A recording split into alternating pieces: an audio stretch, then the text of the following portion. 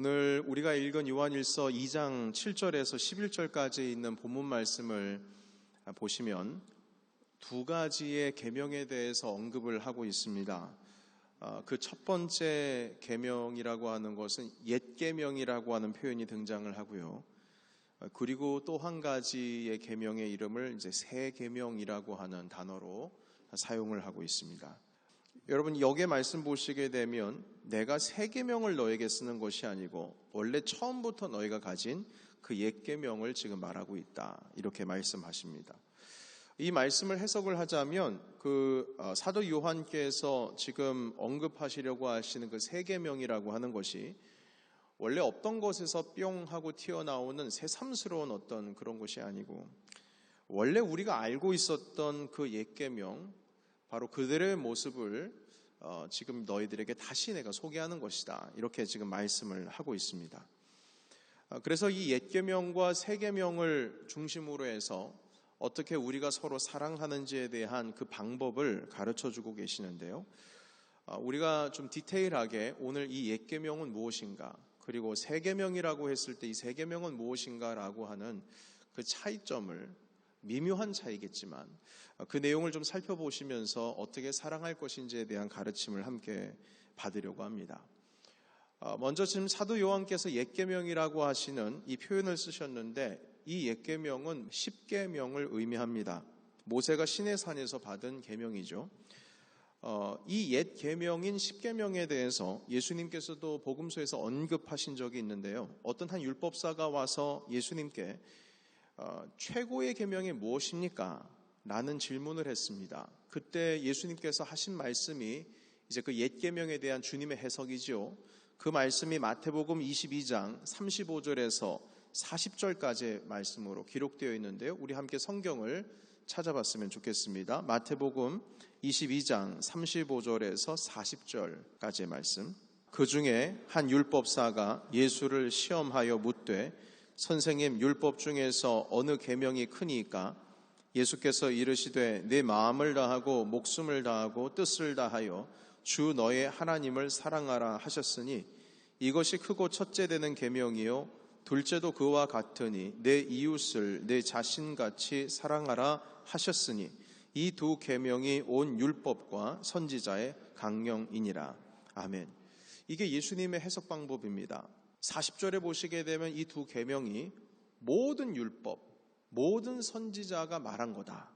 여러분, 10계명을 우리 보시게 되면 1계명에서부터 4계명까지는 하나님, 너 하나님만 사랑하고 너의 주 하나님만 오직 섬기고 우상을 만들지 말고 안식일을 거룩히 지키고 주님의 이름을 망령되이 일컫지 말라는, 하나님을 상대로 해서 주님을 어떻게 우리가 사랑해야 하는지에 대한 말씀이 1계명에서 4계명까지 있죠. 그리고 내 부모를 공경하라부터 시작되는 5계명에서 10계명까지는 이웃을 사랑하는, 남을 사랑하는, 그리고 사람을 사랑하는, 이웃을 사랑하는 것에 대한 방법에 대해서 말씀을 하고 있습니다. 자, 그래서 이 옛 계명이라고 하는 주님께서 이 마태복음 22장에 말씀하시는 이 내용에 대한 해석은요, 주님께서 지금 가르쳐주고 계신, 여기서 이 옛 계명을 통해서 가르쳐주고 계시는 사랑의 방법은 내가 나를 대하는 방식이 하나님 사랑하고 사람들을 사랑하는 그 방법의 핵심 스트럭처입니다. 먼저 우리 주님을 사랑하라고 했을 때 뭐라고 말씀하시냐면, 너의 마음을 다하고, 누구의 마음입니까? 나의 마음이에요. 나의 마음. 내가 초점입니다. 그리고 두 번째, 누구의 목숨을 다해야 돼요? 남의 목숨을 다해야 돼요? 아니요, 너의 목숨을 다해서.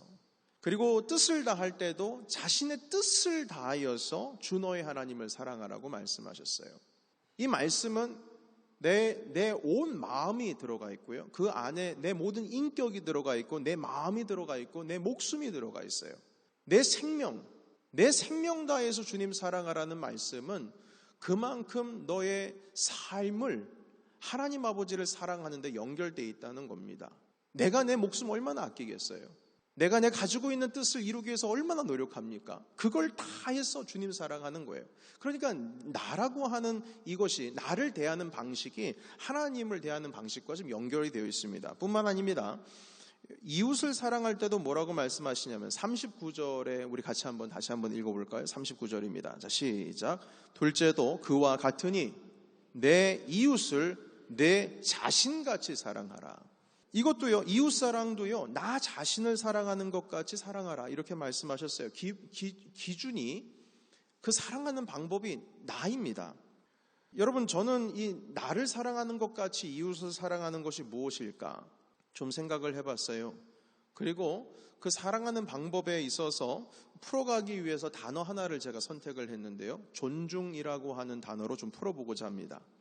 이 존중과 함께 따라올 수 있는 또 하나의 단어가 있어요. 그것은 예의입니다. 예의. 존중은 사랑하는 그 마음이고요, 그리고 예의는 그 마음을 실천하는 방법, 행동이 바로 예의입니다. 우리 모두는 누군가에게 존중받기를 원하죠. 인정받기를 원합니다. 바로 내가 존중받기 원하는 그 마음으로 이웃을 존중하는 것이 사랑의 기본적인 태도입니다. 그리고 우리는 누군가에게로부터 무시당하는 것을 싫어합니다. 나를 누군가가 예의 있게 나를 받아주면 내가 존중받는다는 느낌을 받지요. 그래서 그렇게 남을 내가 존중받기 원하는 마음과, 그리고 인정받기 원하는 마음과, 그리고 예의, 다시 말해서 나를 대하는 그 내가 받고 싶은 그 태도와 그 마음을 다하여서 존중하는 마음을 예를 다하여 표현하는 것, 이것이 사랑의 기본 틀인 것입니다. 남을 존중하지 않으면서 사랑한다 말할 수 없죠. 왜냐하면 주님께서는 사랑이라고 하는 것은 나 자신을 사랑하는 것 같이 사랑하는 것이 사랑이라고 말씀하셨기 때문입니다. 예의 없게 행동하면서 나는 그 사람을 사랑하려고 노력한다라고 말할 수도 없습니다. 사랑하라는 주님의 말씀을 지키는 모든 자들은 내가 나 자신을 존중하고, 내가 나 자신에 대해서 무시당하는 것을 싫어하고, 내가 누군가에게 인정받기를 원하는 그 심령으로 똑같이 남을 존중히 여기고 그 존중에 대한 마음을 표현하기 위한 예의를 다해라. 이렇게 우리 쉽게 우리 삶 가운데 적용할 수 있을 것 같습니다. 여러분, 예수님께서 말씀하셨습니다. 누구든지 대접받기를 원하면 먼저 대접하라 말씀하셨어요. 근데 이 말씀도 똑같은 겁니다. 마태복음 7장 12절에 제가 읽겠습니다. 그러므로 무엇이든지 남에게 대접받고자 하는 대로 너희도 남을 대접하라. 이것이 율법이요 선지자니라. 이렇게 말씀하셨어요. 여러분, 여기도 마지막에 뭐라고 말씀하십니까? 이것이 율법이다. 그리고 이것이 선지자니라. 누군가에게 대접받기를 원한다면 먼저 대접하는 것, 너희가 인정받고 싶어하는 대로 인정하고, 그리고 존중받고 싶어하는 대로 존중하는 것, 이것이 율법이요 선지자의 강령이다. 이렇게 마태복음 7장 12절에도 말씀을 하고 계십니다. 여러분, 이 말씀은 누군가에게 대접할 때에 내가 만약에 누군가를 대접한다고 싶어요. 그러면 그 대접도 어떻게 해야 되냐면, 내가 누군가에게 대접받을 때에 내가 참 대접 잘 받았다. 저 사람이 나를 존중해 주는구나. 나를 인정해 주는구나. 내가 대접받을 때 참 이렇게 대접받았으면 좋겠다라고 싶을 정도로 남을 먼저 그렇게 대접하라는 거예요. 내가 존중을 받고 싶으면 난 이렇게 존중받고 싶은데 이렇게 하면 내가 존중받겠다 생각이 들 것 같아. 그 심령으로 그렇게 존중하라는 것입니다. 여러분, 그래서 나는 존중받고 싶어 하면서 남을 존중하지 못하는 것은 하나님의 사랑에 대한 말씀을 우리가 잘못 이해를 하고 있는 것입니다. 누군가를 분명히 대접할 때도 대접 잘 받았다라는 소리를 듣기 위해서 대접하는 것이 아니고요, 내 자신이 그렇게 존중받으면 좋겠다라고 싶은 그 마음을 전달하는 것, 그것이 사랑이요 그것이 대접이라는 말씀을 마태복음 7장에 지금 가르쳐주고 계십니다. 여러분, 이 시간 우리가 이 옛 계명, 이것에 입각해서 이것을 중심으로 해서 이것을 통하여서 우리가 우리 스스로를 살폈으면 좋겠어요. 나는 누군가를 대접할 때에 나를 대하듯이 그렇게 하고 있는가? 나를 대하듯, 나를 사랑하듯 누군가를 사랑하고 내가 나를 존중히 여기듯 난 무시당하는 거 싫고 내가 존중받기를 원하는 그 심령을 가지고 있다면 그렇게 나 또한 남을 존중히 여기는지를 한번 살펴야 된다는 것입니다. 내가 존중받고 싶어하는 것처럼 나도 남을 존중하는 태도로 예의 있게 행동하는 것, 그것이 옛 계명을 통하여서 우리 스스로 살펴볼 수 있는 서로 사랑하는 방법의 기본 틀이 되겠습니다. 이것이 옛 계명에 대한 그 주님의 말씀이고요. 그런데 오늘 이 사도 요한께서는 내가 지금 얘기하려고 하는 새 계명이 네가 지금 알고 있는 그 옛 계명과 크게 다르지 않다. 원래 있는 건데 그럼에도 불구하고 이 새 계명을 너에게 말한다 라고 하시면서 이 새 계명에 대한 단어를 언급하셨어요. 자, 그런데 이 새 계명이라고 하는 것은 사실 사도 요한이 먼저 끝내신 것이 아니고 예수님께서 복음서에서 특히 요한복음에서 말씀하신 내용 중에 새 계명이라고 하는 그것이 있습니다. 여러분 그 말씀을 한번 살펴보기 원하는데요. 요한복음 13장 34절에서 35절까지 말씀 읽겠습니다. 새 계명을 너희에게 주노니 서로 사랑하라. 내가 너희를 사랑한 것 같이 너희도 서로 사랑하라. 너희가 서로 사랑하면 이로써 모든 사람이 너희가 내 제자인 줄 알리라. 아멘. 여러분 지금 예수님께서 말씀하신 이 새 계명이라고 하는 것은요, 이웃사랑에 대한 것이 옛 계명보다 조금 더 업그레이드가 됐습니다. 완전히 다른 게 아니에요. 버전업입니다. 옛 계명에서는 이웃을 사랑하는 그 방법의 틀이 누구냐면 나 자신이었습니다. 나 자신을 사랑하는 것과 같이 이웃을 사랑하는 것이었어요. 나 자신을 내가 존중히 여기고 내가 대접받고 싶고 인정받고 싶고 누군가에게 무시당하고 싶지 않은 그 마음 그대로를 남에게 인정해주고 사랑해주고 존중해주는 것, 그것이 사랑의 기준, 내가 기준입니다. 나를 사랑하는 것이죠. 그러나 새 계명은 좀 달라요. 여러분 요한복음 13장 34절에 보시게 되면 새 계명을 너에게 주노니 서로 사랑하라. 그리고 이제 사랑의 방법이 등장합니다. 같이 읽겠습니다. 시작. 내가 너희를 사랑한 것 같이 너희도 서로 사랑하라. 아멘. 사랑의 틀이 바뀌었어요. 내가 나 자신을 존중히 여기듯이 남을 존중히 여겨라. 내가 대접받고 싶어하는 것처럼 남을 대접하라가 아니고 예수님께서 너희를 대하듯이 그렇게 남을 대하라 말씀하십니다. 내가 나를 보는 것이 아니고 주님께서 나를 보시는 그 관점으로 이웃을 바라보라는 말씀을 하신 겁니다. 예수님은 우리를 어떻게 사랑하셨을까요? 그걸 보면 서로 사랑하는 방법을 우리가 깨우칠 수 있어요. 버전업입니다.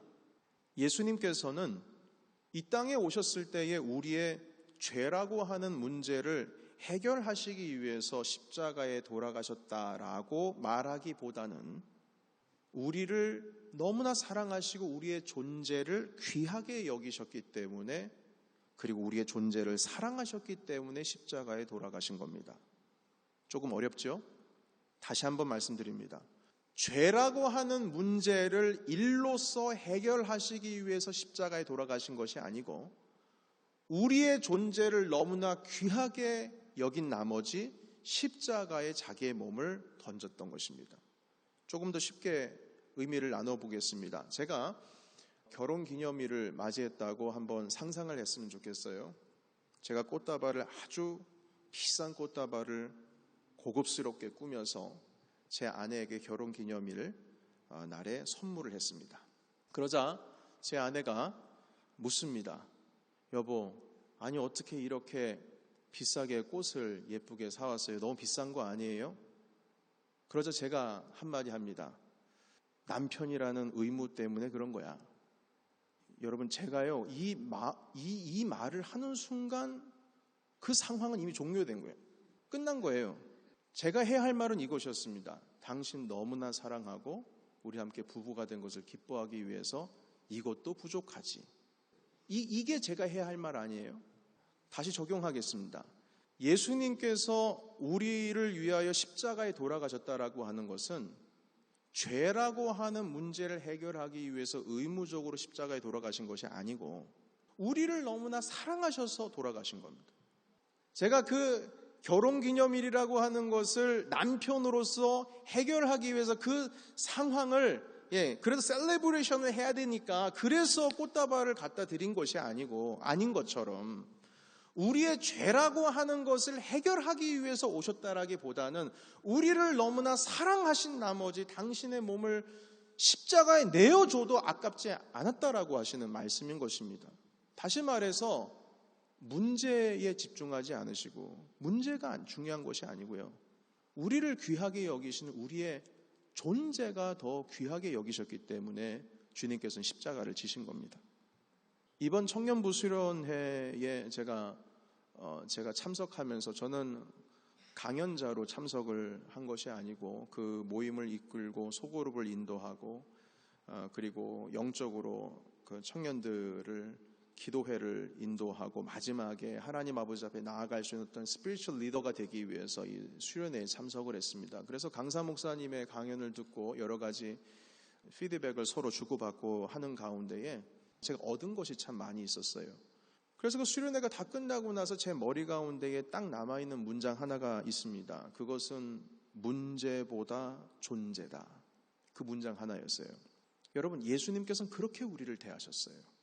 우리의 문제를 집중하신 것이 아니고 우리의 존재를 귀하게 여기셨다는 것입니다. 조금 더 이해를 돕기 위해서 두 가지의 예화를 말씀드리겠습니다. 예수님께서 삭개오를 대하실 때에 그의 문제는 무엇이었습니까? 삭개오의 문제는 사람을 속여서 그의 모든 재산을 강탈하고 빼앗는 것이 그의 문제였습니다. 이게 죄였어요. 이 세리가 속여서 빼앗는 겁니다. 그런데 그 죄의 문제를 예수님께서는 그 문제를 해결하려고 삭개오에게 접근하신 것이 아니에요. 그 문제를 집중하시기 위해서 삭개오에게 접근하신 것이 아닙니다. 오히려 삭개오라고 하는 존재를 귀하게 여기셨어요. 사람들은 삭개오가 죄인이라고 하는 사실 때문에 예수님께서 그의 집에 머물기를 원한다라고 했을 때에 예수님을 엄청 비난했습니다. 아니, 예수님이 선지자라고 하시면서 저 사람이 어떤 죄인이라는 것을 아직도 모르는가? 이렇게 비난을 했어요. 그러나 예수님께서는 삭개오가 가지고 있는 문제, 물론 보이지요. 그러나 그것이 아니라 그의 존재, 그를 사랑히 여기시고 불쌍히 여기시고 긍휼히 여기셔서 그 삭개오의 집을 찾아갔습니다. 여러분, 삭개오가 친구가 있었겠을까요? 삭개오는 친구가 없습니다. 어느 누구 하나 삭개오와 함께 식탁의 자리를 나누고 싶어하는 사람이 한 명도 없어요. 그런데 그 빈자리를 주님께서 그를 불쌍히 여기셔서 내가 너의 집에 유하여야 하겠다. 너와 함께 식탁의 자리를 좀 갖자. 라고 하시는 그 말씀 한마디로 그의 집을 찾으셨다는 거예요. 여러분, 그런데 놀라운 일이 일어납니다. 주님께서는 성경을 찾아보시면 아시겠지만 어떤 단 한마디도 삭개오에게 너의 잘못은 이거야. 너는 이게 문제가 있어. 너 자꾸 이렇게 살아가면 결국 지옥에 떨어진다. 빨리 돌아와야 돼. 빨리 회복해야 돼. 너 회개해야 돼. 너 그거 잘못된 거야. 빨리 거기서 빠져나와야 해. 이런 말씀 한마디 하지 않으셨어요. 희한한 것은 내가 너의 집에 가서 유하여야 되겠다라고 하신 그 말씀 하나로 그의 존재 자체를 귀하게 여기셨어요. 인정하셨어요. 남은 너를 인정하지 않는다 할지라도 나는 너를 인정해. 그러니까 내가 너랑 밥 먹는 거야. 여러분 아시죠? 유대인들은 죄인들과 밥을 같이 먹으면 안 된다는 것. 식탁의 자리 같이 가질 수 없습니다. 그러나 충분히 내가 너와 식탁의 자리를 갖고 싶다. 그의 존재를 인정해 줬어요.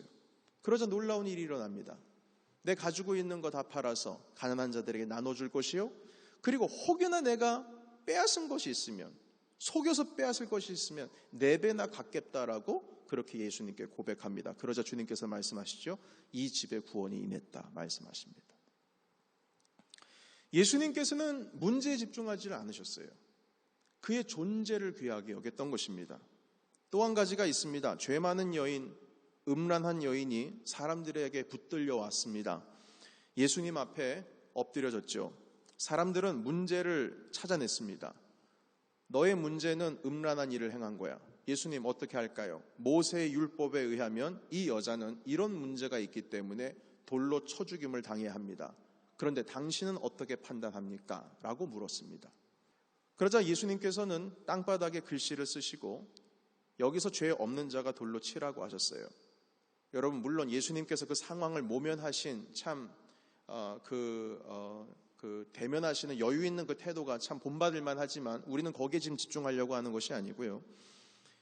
예수님께서는 그 여인의 문제에 집중하신 것이 아니고 일단 살리고 봐야 했습니다.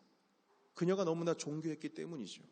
이 사람도 주님의 사랑을 받아 마땅한 사람이고 이 사람도 구원을 받아 마땅한 사람인데 어떻게 여기서 돌에 쳐 죽임을 당할 그런 가치 없는 삶으로 살아가는 것을 주님께서는 내버려 두시지 않으신 것이죠. 주님께서는 말씀하십니다. 너를 정죄하는 자가 어디 갔느냐? 주위에 돌려보니까 아무도 없나이다. 그래, 나도 너를 정죄하지 않겠다. 여러분, 나도 너를 정죄하지 않겠다라고 하는 말씀의 의미는 너 죄 없다 이 말씀이 아닙니다. 죄는 있어요. 그러나 나는 굳이 그거를 끄집어내고 싶지 않다. 너 이미 알고 있잖아, 그게 죄라는 거. 그러니 다음부터는 너의 존재가 귀하게 여기는데 너의 삶을 이 죄악 가운데 빠뜨려서 살아갈 수 있겠느냐? 나는 너를 긍휼히 여기고 너의 존재를 너무나 귀하게 여긴다. 내가 다시 한번 너에게 새로운 삶의 생명을 열 수 있는 기회를 줄 테니까 다시는 죄를 짓지 말라. 주님 분명히 말씀하시고 그리고 그 여인을 떠나 보내셨습니다. 예수님께서 만약에 그 음란한 여인에게 다가가셔서 문제라고 하는 것을 드러내시고 그걸 고치려고 하셨다면 말씀하셨겠죠.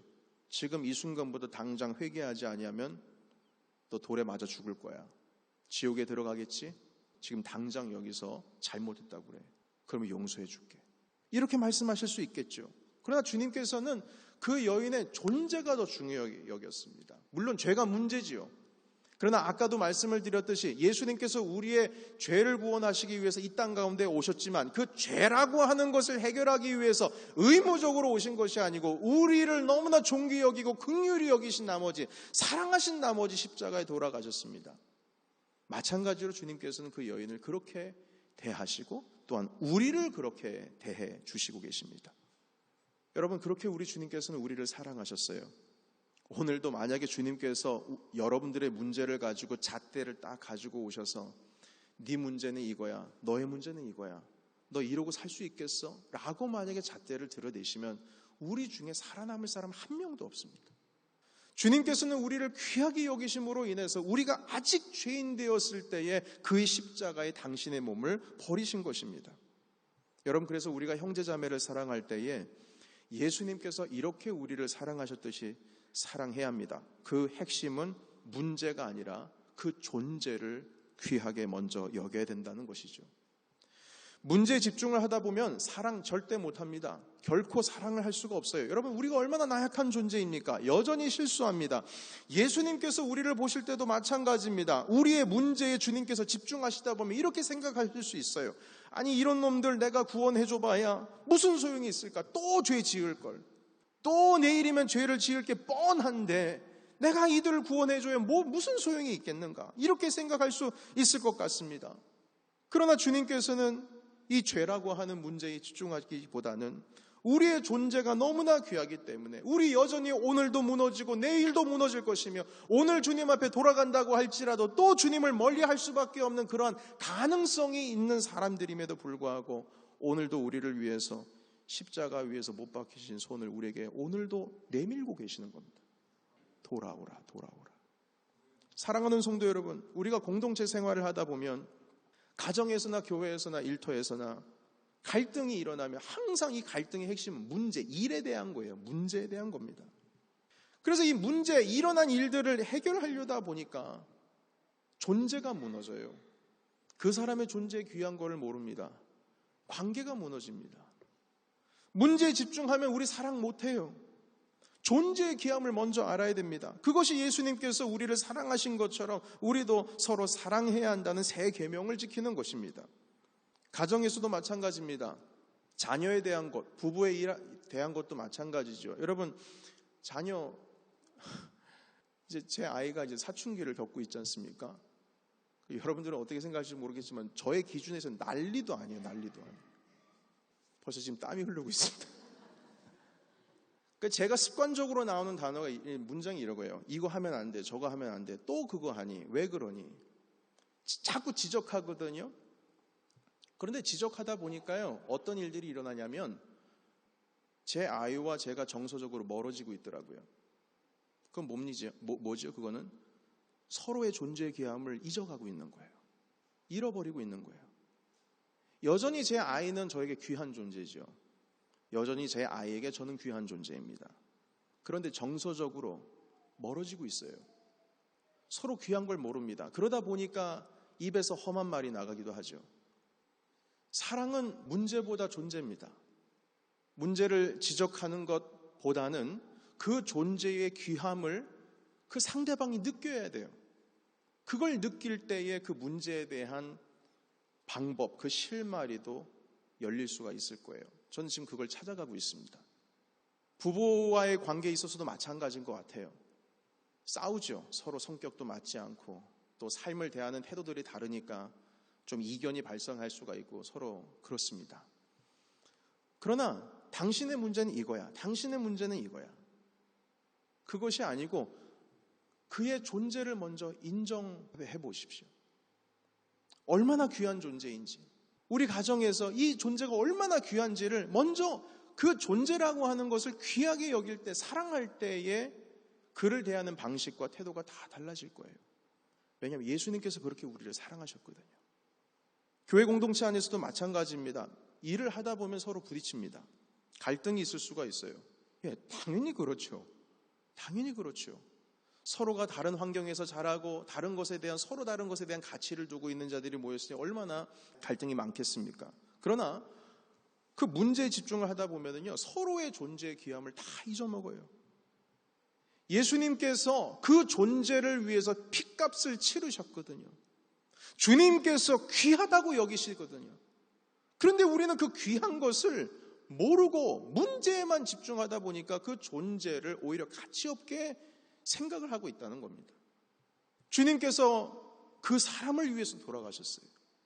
너무나 귀한 존재, 천하보다 귀한 생명입니다. 근데 언제부터 그 천하보다 귀한 생명, 주님께서 그렇게 말씀하시고 그렇게 마음을 품으시고 그렇게 십자가에 돌아가셨음에도 불구하고 그의 존재의 귀함을 모른다면 우리는 사랑할 수가 없습니다.